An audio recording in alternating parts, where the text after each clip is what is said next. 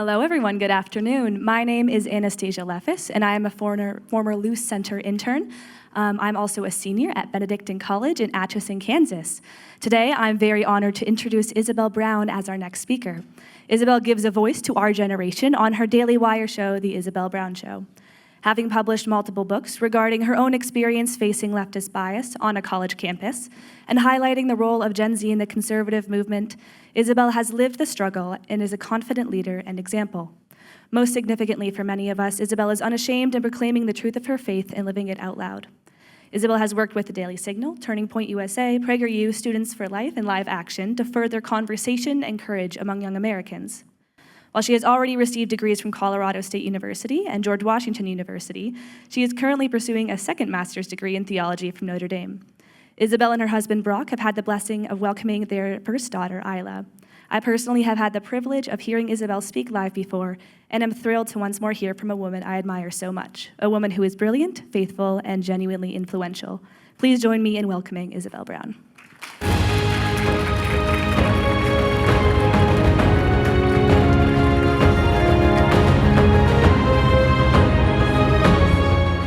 Hello, ladies. How are we doing today?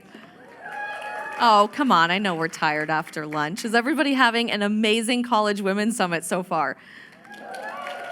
Wonderful. It is such an honor and privilege to be here with you back in Phoenix, Arizona, a city I called home for several years, although unexpected weather today. We'll all take it as a blessing. And to be pursuing truth together in a time where it matters now more than ever before.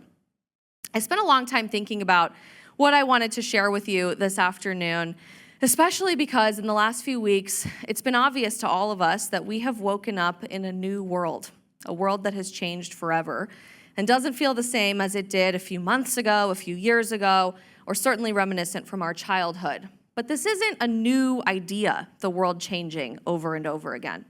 2,000 years ago, the world forever changed when an unexpected, courageous young woman was visited by an angel to accept the invitation from God to bring God incarnate into the world. Mary, the mother of God, was perhaps the last person that society ever expected to take on such an honor and responsibility, but her courageous yes to lead all of our salvation through her son fundamentally changed humanity. Thank God for her courage. 250 years ago, the world again changed forever when an unexpected group of young men and women were willing to put their lives on the line to do something the world had never before seen, to found a country and reinvent a society on the basis of an identity as one nation under God. Our founding fathers and mothers were not what you hear about in your AP US history textbooks or you see in paintings in Smithsonian galleries of the shriveled, ancient, elderly, out of touch, older individuals hell-bent on destroying society. They were mere 18, 19, 20-year-olds whose power could not hold a candle to the flame of the British Empire. But despite all odds, they set out to create the greatest country the world has ever known. Thank God for their courage.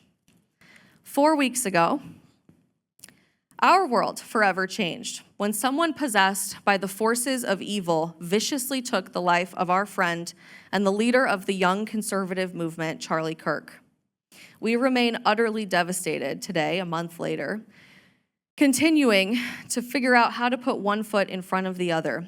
But we are also beginning to see the greater plan in all of this, as God keeps doing what he has always done, to work all things together for good. Charlie's yes to speak the truth, even in the most hostile of circumstances, inspired an entire generation to abandon moral relativism, to fight back against big government, and to seek what is good and true and beautiful, even in a society that is trying to constantly convince you that none of those things even exist anymore. Charlie's life and his yes lit a spark in the hearts of a nation, but through his death, we are witnessing a wildfire, a revolutionary revival that is continuing to change the world all over again, as young people across the globe say yes themselves to God's calling in their lives as well. When we see these turning point moments in history, it's so easy to say, that is awesome, that's fantastic, so grateful for those people, but that could never be me. I'm nothing special. I'm just a student, I'm just a 20-something, I'm just a mom, I'm just a girl. We're all just girls.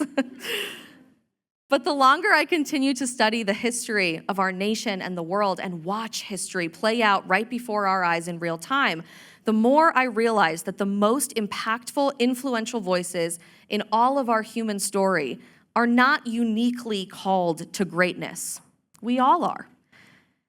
And it's simply our quiet courage to stand up and say yes, to say, here I am, Lord, send me, that allows a megaphone to transform society en masse. When I began my journey in the conservative movement as a college student, just like all of you in 2017, attending an event a lot like this one for young conservative collegiate women, feeling incredibly isolated on my college campus, I never could have imagined the places that God would take me, where I found myself courageously saying yes to fighting on the front lines of our nation's culture war and to take our country back for our generation and beyond. I never dreamed that I would be working in media or politics for my career. If you've been following me for a while, you'll know my dream was to become a doctor as I pursued 2 degrees in biomedical sciences throughout my entire education journey. That is until a dear friend, Charlie Kirk, encouraged me to abandon my pursuit of medical school, not necessarily the answer for everyone, disclaimer, and make sure that I was leaning into God's calling for my life instead.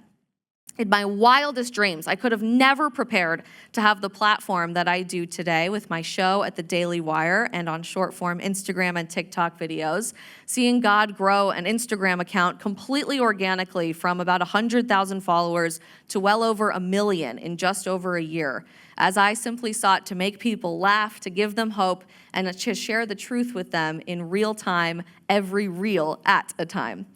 I never dreamed that I would be spending 2025 sitting in the Oval Office with the President of the United States of America, or shaking hands with our new American Pope at the Vatican earlier this year, or launching my new show with platforms like the Daily Wire. I never imagined, through the ups and downs of all of the crazy dating experiences I had in my 20s, we've all been there, that just 4 months after a horrible breakup, feeling all alone in the world, I would meet my incredible husband and my best friend, who I have the honor and privilege of loving and serving every day. I never in my wildest dreams imagined that I would be a mom at 28 years old to the most beautiful little girl in the entire world, whose eyes and smile light up every room that she enters, and whose curiosity is already getting the better of her. And her voice. She is the child of 2 professional yappers, so if you hear her screaming behind stage, that is indeed my daughter. Yet here I stand in utter wonder at what God has turned my life into, because I had the quiet courage, mostly instilled in me by mentors who encouraged me as a student, just like you all are, like my friend Charlie, to throw my plans aside for my life and to instead surrender everything to God. Increasingly, throughout the 2020s, it's becoming more obvious to me with each passing day that there is a unique cultural war being waged against women in America and across Western civilization. No longer are the conversations that we're having in the conservative movement the ones that I was having in 2017 and 2018 and 2019 as a college student, focused on electing the right person to sit in the Oval Office or making sure we pass important legislation to make life more affordable for young people. Those things do remain important, but they don't nearly match the cultural significance of the efforts to undermine and all-out erase the women by the forces of evil all around us today. Heck, for years throughout the 2020s, we haven't even been able to call women women. Instead, we're birthing people or people who menstruate, or my personal favorite in the medical community, chest feeders, which is so wildly disrespectful to those of us going through the breastfeeding journey, but also actually includes men, in case you didn't know. Chest feeding is a real thing we have in society today, giving men artificial hormone cocktails to induce lactation so that they can take the experience of breastfeeding away from women. Women are so undermined in the process of procreation and having children, the one beautiful gift that is uniquely given to us by God, that there are startup companies in places like San Francisco, like one by the name of Conception, which ironically doesn't involve any actual conception whatsoever, but instead is taking stem cells and deriving stem cells to replace women's eggs, creating new embryos in petri dishes so that we, as women, don't have to be involved in the creation of new babies at all. Our society says women shouldn't even want to have children, the statistically most likely thing to give us purpose and happiness and a drive in our future. We shouldn't even want that in the first place. Publications like the Los Angeles Times, just before Election Day last November, instead are running headlines saying, and I quote, "It's almost shameful to want to have children." This idea becomes so pervasive in our society that our last Surgeon General under the Biden administration used one of his last acts in power as the chief medical officer of our society to issue a dire public health warning. Parenting, it turns out, for young women, is dangerous for your health. The reason given for that is because, ironically, creating more people that love you and that you love, apparently makes you more lonely than if you were all alone, single, never having children, and embracing just yourself as the center of your life for the rest of your life. When we do find ourselves pregnant, we're told that it's an accident, it's a parasite, it's a disease. It's something that we need to get rid of from our life if we ever want to have a thriving career or personal life or romantic relationship ever again. So abortion has become so mainstream that over 1/3 of our generation with Gen Z is not here today. More than 1/3 of us never had the chance to be born because these lies have been so powerfully presented to women. And before you even ever think about children, there is a worse institution that's holding women back and systematically turning you back into pieces of property that will never have rights in society again, being marriage. Acclaimed actress Emma Watson went viral this week for saying that the pressure for young people to get married is a violence in society and something we actively need to be fighting against. I don't know what world she's living in. Frankly, I'd like to live in her world where there is more pressure for young people to get married because everything I'm seeing is to the contrary. When we're dating, we're encouraged to sleep around with as many people as possible because it's the only way to embrace true liberation and freedom and to break off the shackles of the patriarchy as young women. And of course, consent to sex is not consent to pregnancy in an enlightened world for women. So every one of us is told that we have to take a magic one-size-fits-all pill at the same time every day that's going to make being a girl so much better. Birth control, which I will die on this hill, is slow-release poison for women. If the New York Times happens to see this, please keep writing articles about all of us railing against birth control because we're really desperately trying to be honest about how much this has destroyed the health of so many women and so many generations. We take this medication that manages our cycle or regulates our hormones, which is another fancy way of saying we prevent our body from operating as God intended for it to be. We lie to ourselves and say, how great would it be not to have a period, even though having a period every month is exactly what we are supposed to be experiencing. We're anxious and depressed. We're miserable. We're attracted to more feminine men instead of more masculine men, which certainly explains some of my dating history as I took this medication for years and years, like many of you, I'm sure. And we're setting ourselves up for literal premature death. Just this week, thousands of women banded together across the United States and Europe to sue Pfizer in a class action lawsuit because of the Depo-Provera birth control injection, which is way more convenient than having to remember to take a pill every day, but turns out gives you an up to 300% increase of developing brain tumors later in your life. And according to the most recent available data, more than 1/4 of sexually active women in our country have taken Depo-Provera in the United States of America. Young women are being replaced not just in the healthcare industry, in building babies and creating the next generation in our relationships and more, but in technology as well. Last week, the very first ever completely AI actress, Tilly Norwood, was rolled out by a startup company in Sweden. Highly encourage you to look her up, who the media is saying already has countless offers from film studios and talent management agencies so that she can be the next Scarlett Johansson or the next Sydney Sweeney.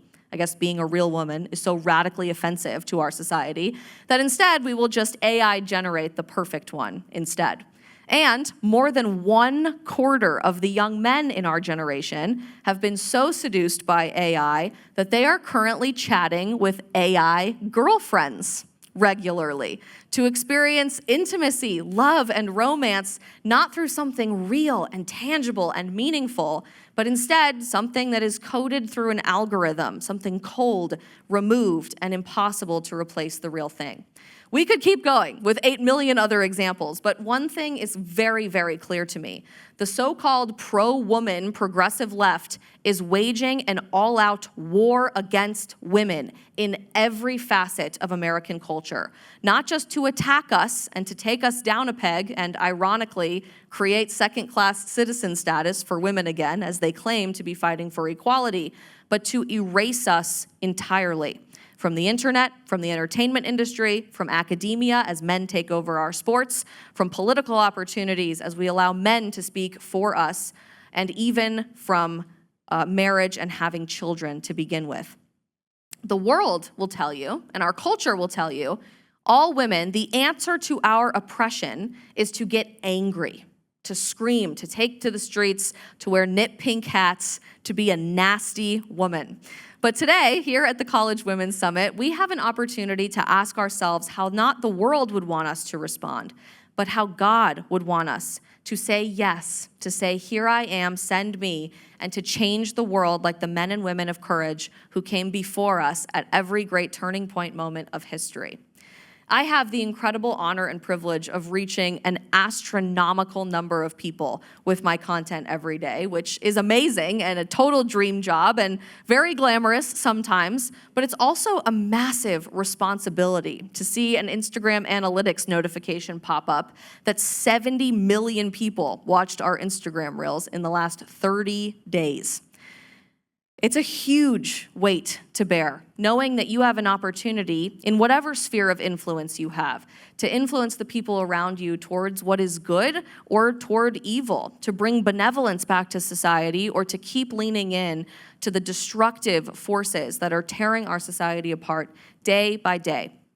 But amazingly, I say this a lot when I speak to college students, I have found over the years that the most powerful impact that I have made in other people's lives actually happened when I was a college student myself, well before I ever started posting on social media, way before I got a phone call from the Daily Wire about doing a daily show, far before I ever did speaking engagements like this one. I could see in a tangible sense that the people sitting next to me in class or who I worked with in student government or who lived in my dorm room were impacted in some way, shape, or form by the quiet acts of courage that I embraced as a student, to set up a rickety folding table and to hand someone a button that said, "Socialism sucks." Not always good impact. Sometimes I got quite the profanity yelled back at me and was often called Nazi Barbie or Hitler Youth Barbie on my college campus, which was very, very fun. But in real time, I could see the ripple effect happening on my college campus of about 35,000 students. To know that I could have real conversations sitting across the table with someone over a cup of coffee, that I could raise my hand and tell my professor, yeah, you're full of crap, when she told me that chromosomes have nothing to do with gender expression, that I could run for student government and make a difference on how money was being spent from my tuition dollars to bring crazy speakers like Bernie Sanders to my college campus, who came twice when I was a student at Colorado State University, and instead to invite people like Dennis Prager and Charlie Kirk and Donald Trump Jr.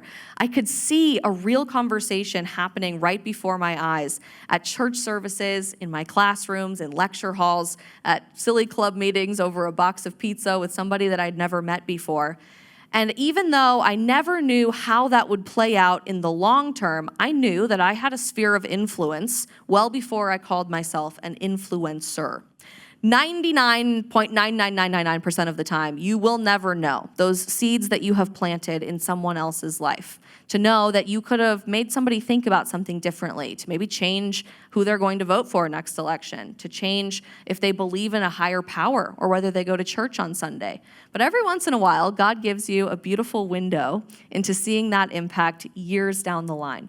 When I came out with my first book, which was about my college experience and what we all deal with on college campuses, in 2021, I kicked off my book tour on college campuses at my alma mater in Fort Collins, Colorado, at Colorado State University. And because it was Colorado, COVID was still the enemy, and they kicked us off campus, and we had to be at a hotel across town. So the crowd was a lot smaller than normal, and we had a lot more time for Q&A, and we ended up doing a really long extended book signing. So I set up one of my favorite little folding tables and sat down ferociously writing notes to kids that I had gone to school with, or to their younger siblings, or anyone from the community who had showed up to hear about how we can fight back on our college campuses. And toward the end of the line, I picked up a book and I started writing a note to whoever was coming up to the table. And I saw a big pair of cowboy boots with a massive belt buckle, somebody wearing a button-down pearl snap shirt, and a big cowboy hat, which you have to know, in Fort Collins, Colorado, is not that unusual. There's a huge agriculture school. I was a ram handler, which means I ran with the sheep every weekend at the football games. And so I figured this was one of my longtime friends, and I looked up with a big smile on my face to freeze in horror when I saw a young man, we'll call him Sam, come up to the table who I had been in student government with for several years, and he was a few years younger than me on our campus. This kid, let me put it lightly and as nicely as I possibly can, was psychotic, okay? I didn't know it was possible to register as a voter for the Communist Party in the United States of America. Turns out it is. And he regularly rewore the same unwashed Che Guevara shirt every day in our student government office. We regularly would spar on the floor of the Student Senate and have all kinds of meaningful conversations of topics he clearly picked up in the poli-sci department on why the American Constitution was out of date and needed to be rid of from society because of hate speech, how we should have mandatory gun buyback laws across the whole country because it should be illegal for everyone, including police officers, to carry firearms in our country. The craziest ideas you could have ever heard of. And eventually, as I became much more involved in conservative activism on my college campus, eventually escalated into death threats.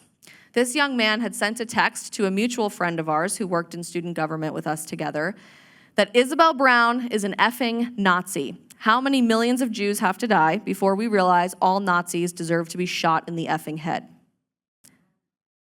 It was a tough thing to read, and eventually was reported appropriately to the campus police department. But this was someone I sat next to every day at my on-campus job. This is someone I regularly passed in the student center, I saw in the cafeteria, was in several of my classes. And I had to make the choice as a student to keep showing up, to keep seeing this person every day with a smile on my face, unapologetic about the things that I believed in, but to let him know that I wasn't afraid. And I wasn't going to back down, and I wasn't going to stop fighting or having these important events or conversations on my college campus. So lo and behold, it is this young man who strolls up dressed like John Wayne to my speaking engagement in 2021, handing me a book of mine, asking me to sign it. And I'm thinking, oh no, please don't read page 37 because I completely screenshotted the death threat that you sent me and I published it in this book. This is so embarrassing. And he hands me the book and he holds back for a second before I get a chance to speak with him. And he says, before you sign this, I just want to tell you how profoundly sorry I am for how I treated you when we were both students here together. No one in my entire life, up to the point that I met you, not my parents, not my siblings, not my extended family members, not a single teacher or professor, and no other student on this campus ever confronted me with an idea other than radical Marxism. Ever. I had never had a conversation about God, about conservative values, about guns, about free speech, about the First Amendment, until you started that darn Turning Point USA chapter and kept setting up tables on campus and bringing speakers and disrupting things, which obviously I really struggled with hearing and had a very visceral reaction to. But I have to tell you, because of you, I voted for Donald Trump. I am a concealed carry permit holder. I own several firearms now, and I'm regularly going to church. And that is all because someone had the courage to stand up and tell me the truth. That young man texted me a few days ago. I owe him a text back. After I returned to CSU, after Charlie's death, Charlie was scheduled to speak at Colorado State University for the next stop on his tour, and they asked me to speak in his place at a prayer vigil just 1 week after he died, where more than 10,000 people showed up. And that young man was in the audience and was still marching forward and still seeking truth in a new way. It's those simple, quiet acts of courage, not posting a video that gets 50 million views, which feels good and is fun to see, but honestly doesn't really do anything to change people's lives. It's not going on Fox News, which, let's be honest, people our age are not watching. Our parents might, and they say how cool it is that you were on Hannity tonight or on Fox and Friends this morning. But it's sitting across the table with someone over a cup of coffee. It's raising your hand in your college classes and telling your professors when they're wrong, to have the courage to get a bad grade doing that. It's speaking out in your church communities when your pastors are refusing to cover the topics that matter. It's praying in front of other people and being bold in doing so that ultimately changes the fabric of our nation and people's souls all over the world. It's choosing to date actually masculine men, not putting up with 2 a.m. texts from some random guy named Josh, "You up?" That's not romance, ladies. You deserve so much better than that. It's choosing to quit your hormonal birth control, even when every single doctor in your life is telling you that if you quit, you're gonna get really fat and your skin's gonna break out and you're gonna feel miserable and you're gonna get your period back, and who wants that? Instead, taking ownership and responsibility for your health. It's having the courage to welcome new life and have children in this world. Like I had the chance to just less than 6 months ago. Riley Gaines just had her new baby a few days ago, and I'm getting all of the Margot pictures, which I'm so excited about. Brett Cooper just had a baby. We know the beautiful story of the Kirk family with Erica's courage in bringing 2 beautiful children into the world, and there are 8 million other examples. How we change the world through simple, quiet acts of courage is eating real food instead of processed crap and demanding that we actually have access to real food. It's moving out of big cities and embracing actual classic Americana again. And it's going to church in a society that tells you God is dead and God is not at work in our society. The good news is this method, the quiet, simple acts of courage to change the world method, is already working. Newsweek magazine was forced to report a few days ago that 93% of current college students still want to get married. In a culture that tells us marriage is an outdated, anti-woman, antiquated institution. We're starting to have children at younger ages instead of waiting into our late 30s or early 40s, and they're expecting a pretty big Trump, Gen Z, maybe Taylor Swift-oriented baby boom coming from us here in the next few years.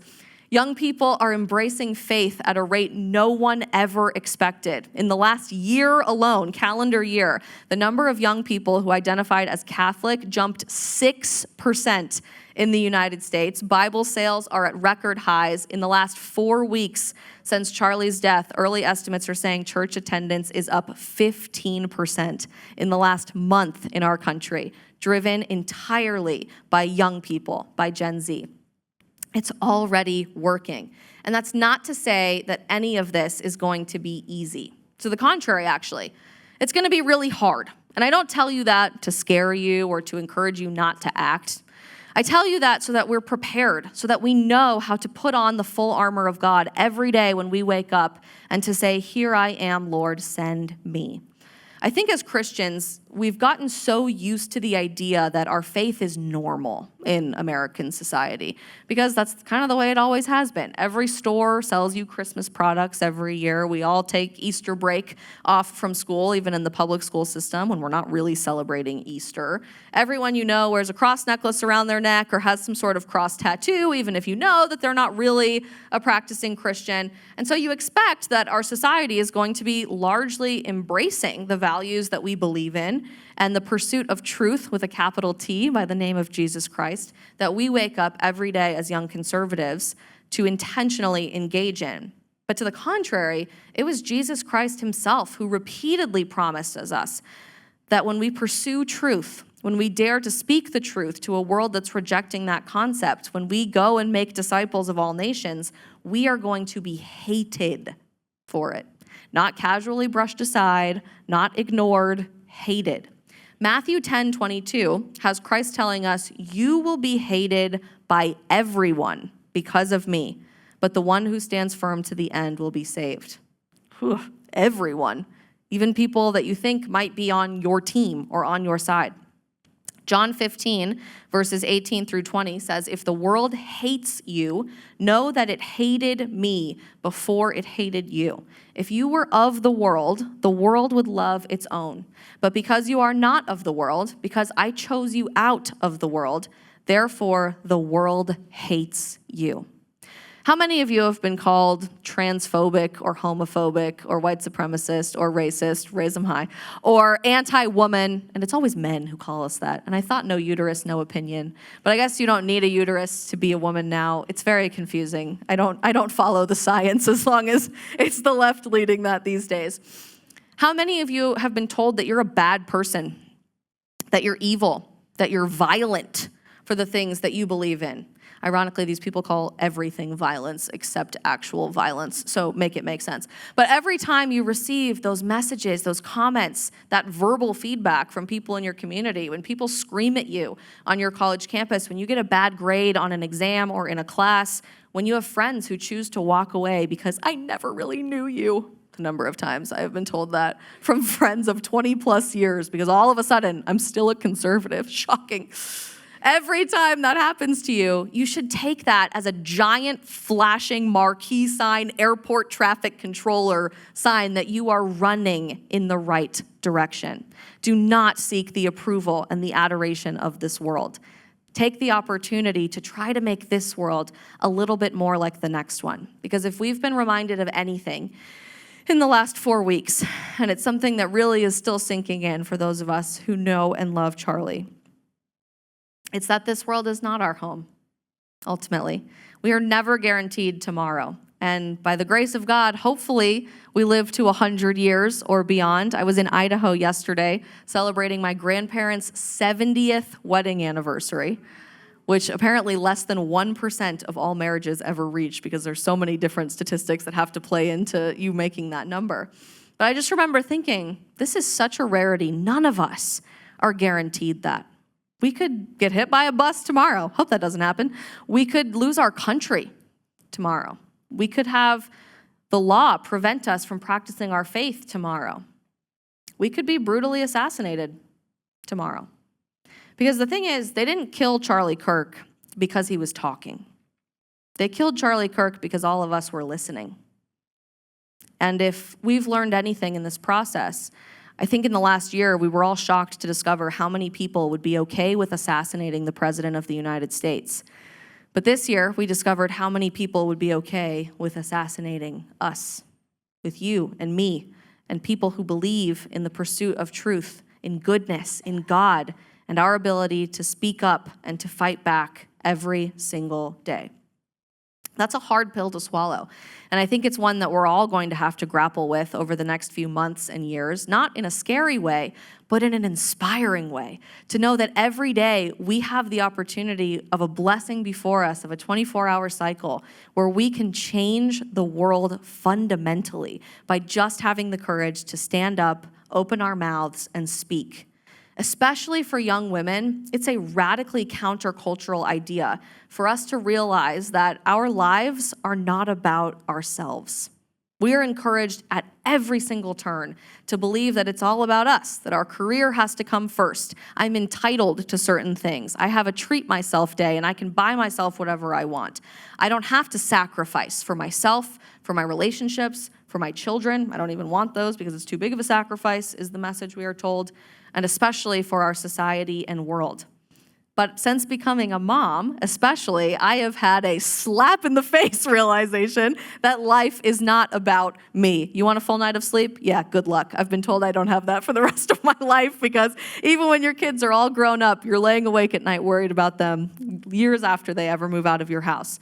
If you think that your schedule is perfectly timed at the beginning of the day, that immediately goes out the window within the first 5 minutes. You regularly have to work things around and sacrifice the things for your me time that day and how you're going to self-care. But I have never felt more grounded, rooted, and purposeful in exactly who I was created to be, in realizing that I am not the main character of my own story. My family comes before I do, my children and my husband. My community should come before I do. And asking myself how I can serve others gives me more purpose and meaning of my own identity than ever putting myself first. And ideally, our faith and our God has to come before we do as individuals. It's a tough idea in a culture that makes ourselves our own God with every passing moment. But what a powerful, joyful, mission-driven way to live. Are we willing to sacrifice our lives on behalf of serving others and on behalf of living in the truth? Maybe not. Chances are not in the literal sense of actually losing your life at the hands of evil, but are you willing to sacrifice your free time? Are you willing to sacrifice your relationships? Are you willing to sacrifice your reputation, your Instagram followers, your grade on that paper or that test? Are we willing to sacrifice ourselves on behalf of the pursuit of truth, the pursuit of God, the author of truth? Because ultimately, everything in life falls away except for God, for truth, and for our purpose to stand up every day and say, "Here I am, Lord, send me." Thank you for having me today, and I'm very excited to answer some of your questions. I think we have a microphone here. Thank you so much. What inspiring words. You almost had me like crying at the end there, so thank you. And perfect way to wrap up our final speaker of the summit. Is amazing. Unfortunately, we only have time for one question. Oh, brutal. So whoever's the lucky girl, please step up here and state your name and your school. Hello, I am Francesca. I am from Biola. And my question for you is, with all the leftist propaganda in the news and untrustworthy news sources, how do we discern what is truth and how do we stay informed? Fantastic question. First and foremost, don't listen to the mainstream media at all, okay? Just throw it out the window. Everyone's gonna say, well, listen to both sides or try to find this place in the middle. It's not even possible today to find a non-biased news source. That doesn't exist. So I actually think it's a huge blessing to find a biased news source in a worldview that you know is grounded and rooted in faith, because ultimately God is the author of truth, and those are the people that you know you can ultimately rely on. It's tough. It is really tough out here, but we have so many resources today that didn't exist when I was a college student. Things like the Daily Wire, your favorite podcasters, people creating content on Instagram and TikTok. So go out of your way to find a handful of people that you really trust and then regularly interact with them. We all love getting questions from you, getting comments from you. Please ask us for sources, for where we're finding things. We love sharing that with you in whatever way we can. And I'm going to break the rules and say one more question because it's okay. Nobody's going to kick me off the stage. Do one more. Yeah. Right here. Oh, no. If you have the microphone, somebody run if anybody wants to ask one. Beautiful. I love questions from you guys, so it's okay. Hi, thank you so much for speaking. I have recently felt called to figure out kind of how I can use social media to stand up for truth and specifically for the issue of life. I think it's really easy to get discouraged and feel like I'm not making a difference. I'm not actually changing people's minds. And I'm curious, as that's what a main part of what you do, how can you kind of provide encouragement for the impact of social media? Oh, fantastic question. The best advice I can give to any of you, A, is that everyone can and should be a content creator in some capacity. That doesn't mean that everybody's going to do this for their full-time job or have 20 million followers or blue check marks or whatever.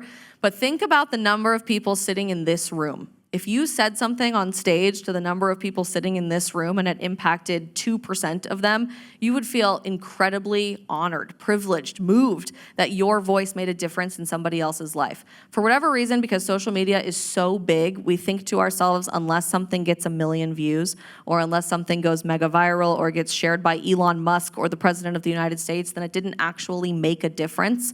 And I struggle with that. I think every content creator struggles with that of, my video did really bad today. It only got 100 500,000 views. And when I think about that, my husband always says, that's like a football stadium full of people, Isabel. Like, you're doing amazing things. Keep going, keep posting through it. But everybody is called to a unique way of sharing truth in the world. I just always love to re-encourage young people to get involved in social media, especially because this is our public square today. TikTok algorithms, Instagram Reels, YouTube videos are how we spread information, and it is a gift from God. As much as we like to talk crap about social media algorithms and these companies that silence our voices every once in a while, never before have every single one of us had the capacity to reach entire nations of people at the touch of one button when we're sitting in our dorm room in our sweats with no makeup on doing a get ready with me video, but talking about important things. So lean into that, use that tool at your disposal, and you never know how many lives are going to be impacted in the process. Awesome. Thank you all so much.